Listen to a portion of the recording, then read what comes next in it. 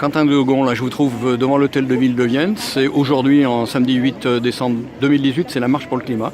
Pourquoi vous, est-ce que vous êtes ici? Donc je suis ici parce que je pense que c'est un cas qui devient très important. J'étais ce matin à Lyon également, puisque je pense qu'il faut qu'on soit nombreux dans toutes les mobilisations qu'il peut y avoir pour le climat. Personnellement, je pense qu'on peut faire beaucoup pour développer les transports en commun, entre autres. Il y a eu des exemples dans certaines villes comme Aubagne où ça se passe très bien, où il y a les transports gratuits qui se sont développés. Et cela développerait également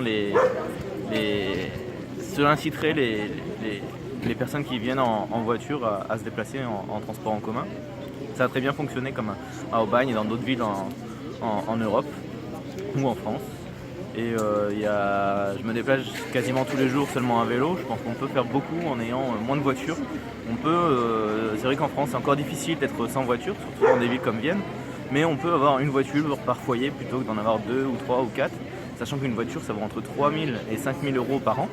Donc on peut faire beaucoup d'économies en évitant d'avoir trop de voitures dans un même foyer. Alors, marche pour le climat, et puis je vois que vous avez le petit coquelicot du mouvement des coquelicots de Fabrice Nicolino. Il y a un lien entre tout ça? Donc en fait, la marche climat, ça regroupe un peu tout. Donc ça peut rejoindre le logo des pesticides, ça peut rejoindre aussi, il y a certains militants de ANV comme 21 de Vienne, l'action non violente de 21 de Vienne qui se bat contre le financement du glyphosate par la Société Générale. Il peut y avoir d'autres militants de Main de Vienne, de ADAC. Cela regroupe vraiment toutes les personnes qui peuvent travailler sur le climat en général.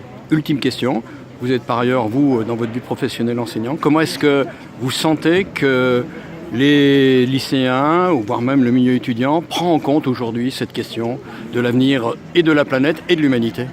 Donc actuellement, c'est vrai que les élèves ont l'air d'être relativement tendus et excités. On n'a pas tout à fait la même mobilisation qu'il peut y avoir une dizaine d'années où les élèves étaient plutôt on va essayer de se réunir, on va débattre de qu'est-ce qu'on veut.